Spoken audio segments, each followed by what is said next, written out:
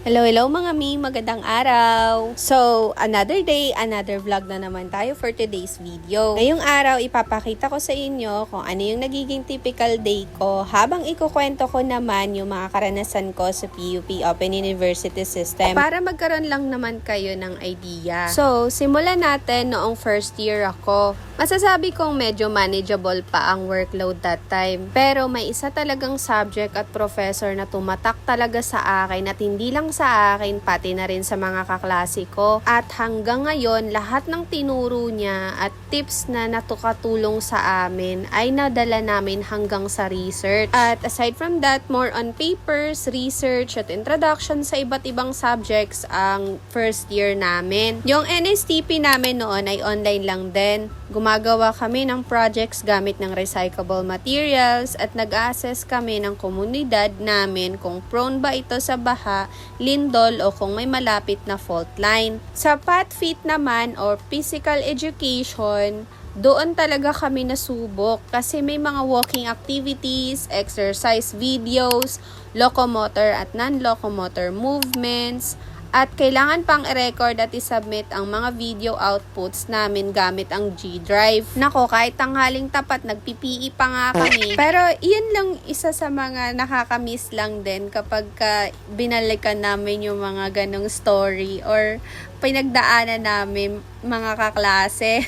Lalo na yung crab walk, ay nako, ang sakit ng likod ko.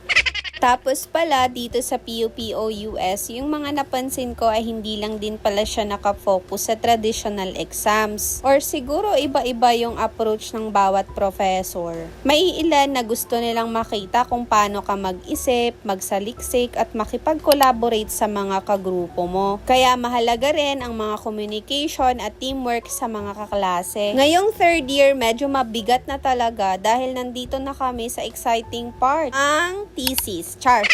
So, isa sa pinaka-challenge ngayong third year talaga ay ang thesis at case study defenses. Nakakakaba dahil may mga panelists na magtatanong at kailangan mong ipagtanggol ang research ninyo. So, yung research pala namin ay tungkol sa satisfaction level ng mga PUP o US students na nakapag-avail ng Pag-ibig Housing Loan. Target namin yung mga nag-aaral at nakapag-avail ng housing loan. Nako, maraming proseso ang pinagdaanan namin mula sa paggawa ng proposal hanggang sa pakipag-coordinate sa iba't ibang opisina para masigurong maayos ang data gathering namin. May subjects din kami tulad ng law at HR analytics. Sa HR analytics, talagang kailangan mong matutunan ang Excel formulas dahil isang maling formula lang pwedeng maapektuhan ang buong analysis mo. Nako, ang dami kong natutunan dito. Talagang ma-apply mo sa real world scenario or kahit yung simpleng budgeting lang, makikita mo or magagamit mo yung mga tinuro sa'yo ng professor. But then, sa kabila ng lahat ng challenges, nagpapasalamat pa rin ako dahil unti-unti kong naaabot ang mga pangarap ko bilang isang nanay at estudyante.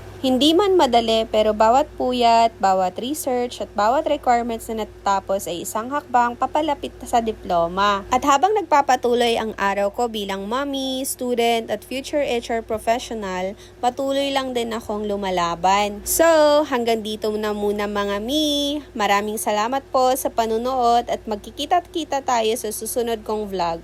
Bye!